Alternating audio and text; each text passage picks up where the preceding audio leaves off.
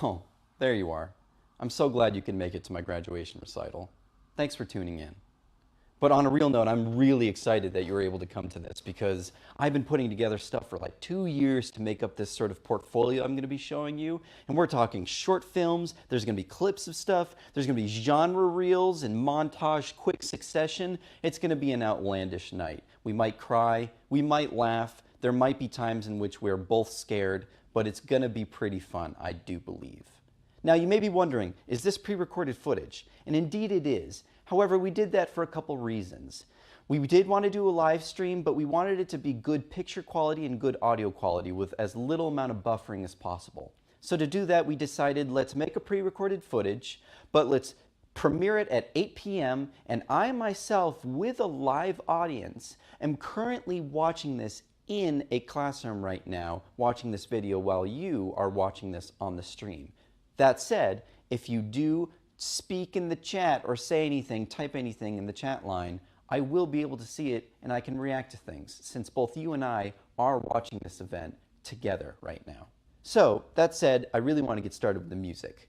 I thought a good way to introduce things would be to start with a little genre reel that I did here. I should make mention too that all of the music that you hear from here on out to the end of this concert was written by me, is performed solely by me, programmed by me, and mastered by me. So whether you hear soaring string lines, trumpets and brass sections, or booming timpanis, it was all me programming it with my MIDI keyboard and trying to make it sound as realistic as possible. So without further ado, here's the first piece on my recital called Turn the Music On.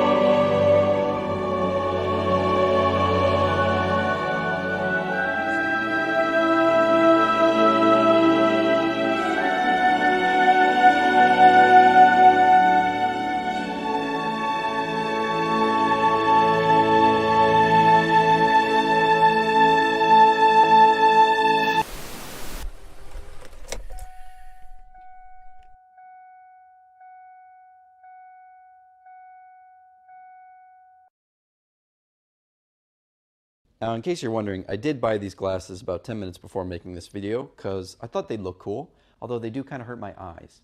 Let's move on to the next couple of videos. The first is going to be a small snippet from a Bridgerton episode that was provided online for composers to freely rescore, so I tested the waters with my period drama writing. And the next is going to be a cartoon llama video, where a llama tries to eat a bushel of berries, but is having difficulty doing so for some interesting reasons. Take a look. My darling girl, you are getting what you always wanted. You are marrying for love.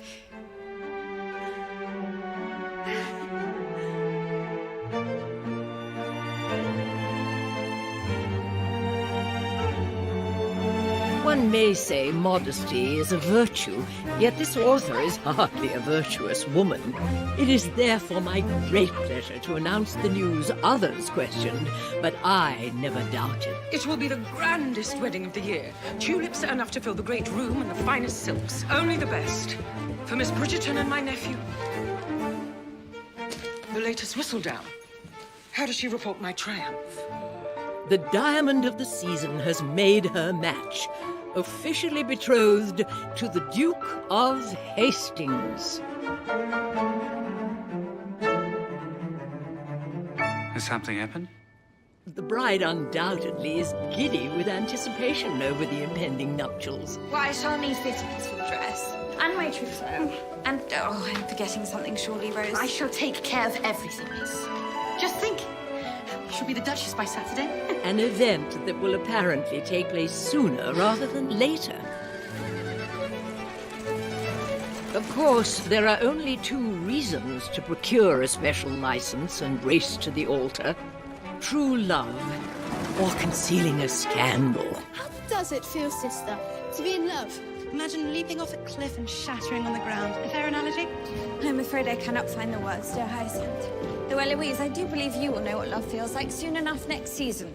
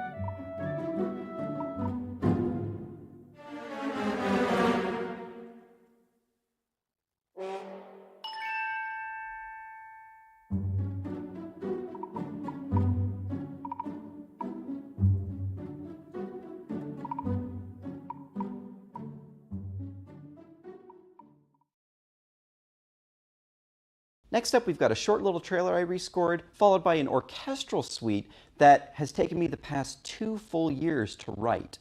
It's been a difficult undertaking, but I'm really happy with the result.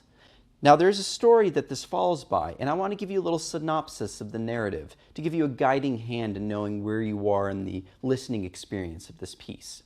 So it's called Mechanical Wasteland, and in part 1, labeled Mechanical Wasteland, our hero enters a menacing gates of a decrepit city to find hordes of mechanical robots marching along the borders of the city walls.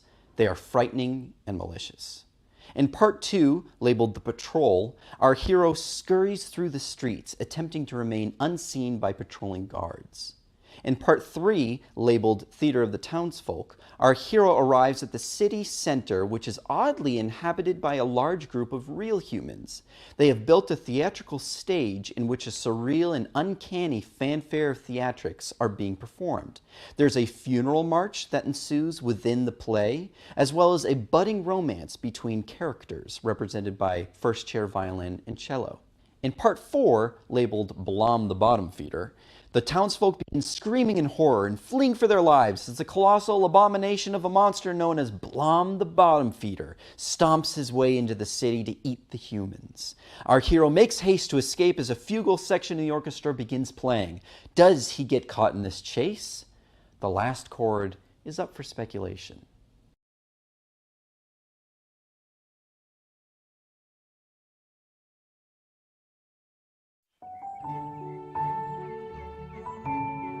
After a lifetime of being the world's most famous enemies,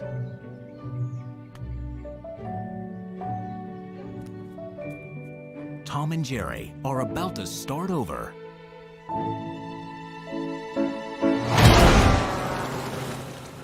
In the big city.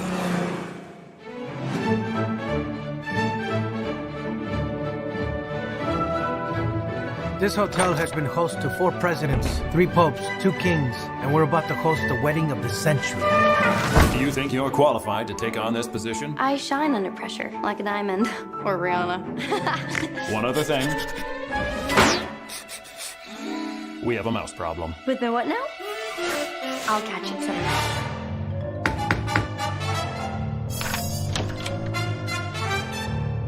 Oh wow, this is so detailed. We could hire an exterminator, or we can leverage millions of years of predatory evolution.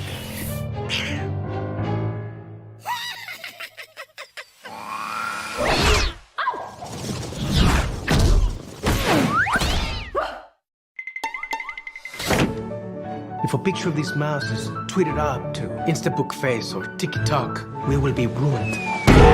No, sir, that's not gonna happen. That rodent is toast.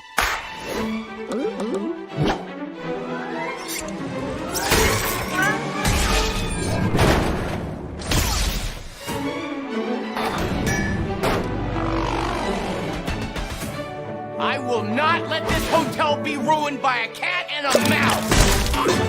He's doing this.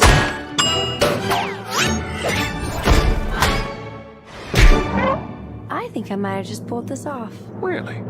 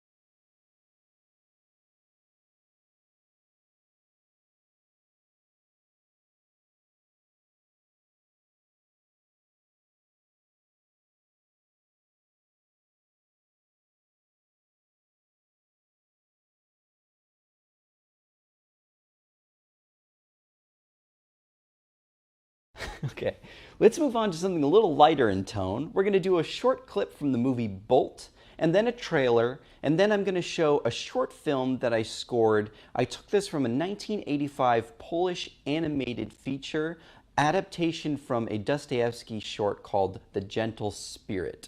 I'm not going to tell you really anything about the story with this. It's not going to matter. It's more of a visual spectacle and experience. Take a look.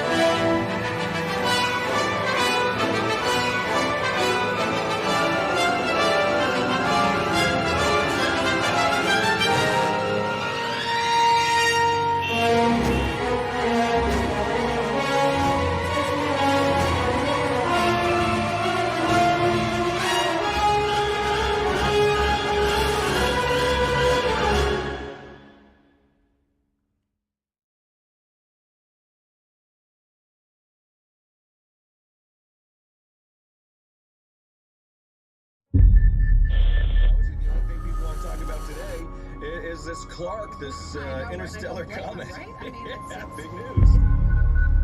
I don't see Clark. Oh, maybe he's still sleeping. Dad.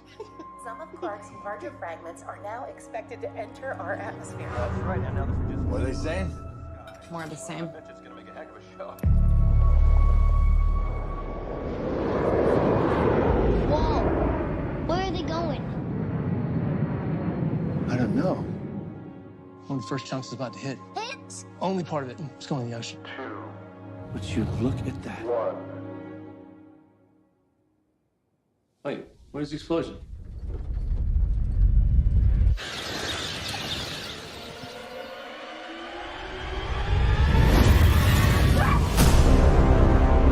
now are getting word that the fragment has hit Central Florida. Oh my God. Wait, are some more pieces gonna hit? Come on, let's go. But the sky's on fire. 2 days. They got it all wrong. There's a ton of fragments. Planet killers. Space agencies are predicting an extinction level event. We're gonna get together, all right, kiddo? We're just trying to get to safety. They've been tracking the military flights to bunkers in Greenland. It's our only chance. Move back! Perimeter breach. Runway 33. Drop your weapons now! Allison! Nathan! Allison! Where's Dad? We'll find him. It's okay. Clark's largest fragment will hit in less than 24 hours. I swear, I'm gonna get my family into that bunker. I know you will, son. If you are hearing this broadcast, seek shelter immediately. What is it? What's going on? If you are hearing this broadcast, seek shelter John, go! immediately. Seek shelter immediately. Hang on, Nathan! Seek shelter immediately. Seek shelter immediately.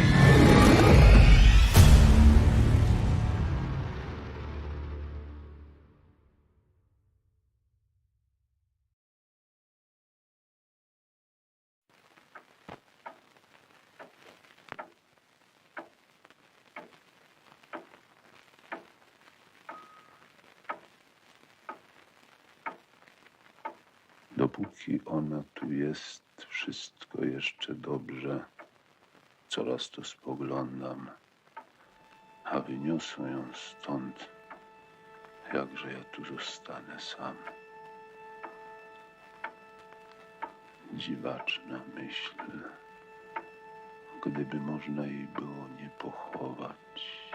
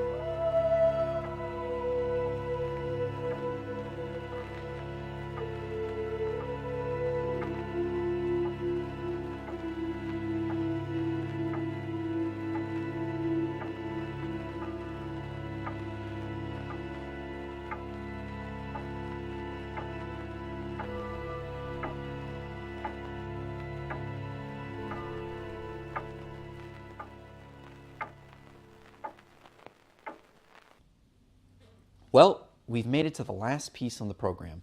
We're finally here. And before we listen to this last piece, I kind of want to talk about the influences behind the sound of it. The title of the piece is Defeating Fate, and the inspiration comes from a specific kind of superhero story narrative that I really like. It's the kind of superhero story where the hero is attempting to prevail even against a seemingly pre-written fate against them.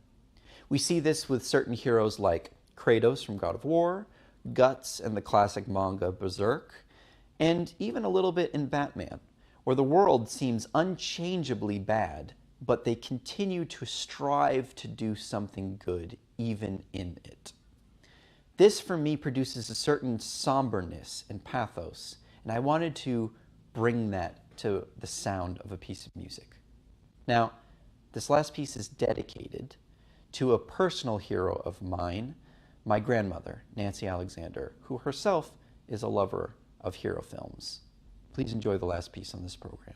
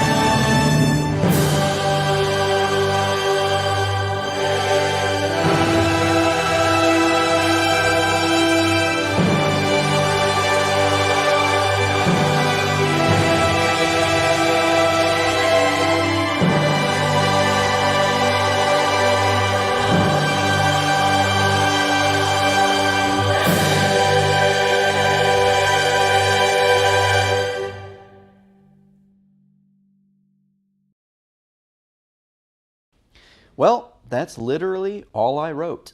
There's a lot of people I need to thank for bringing me up to this point. Certainly all of my teachers and mentors from my past, John Heath, Paul Dykstra, John Morrison, Aaron Helgeson, of course, Amy Beth Kirsten, and I'd be remiss for not including the people who've helped me even in my personal life, my parents, my girlfriend, and my best friends, Nick, Ben, Ryan, and many more that I haven't mentioned, but need thanks for bringing me to this point. Thank you for tuning in tonight. Good night.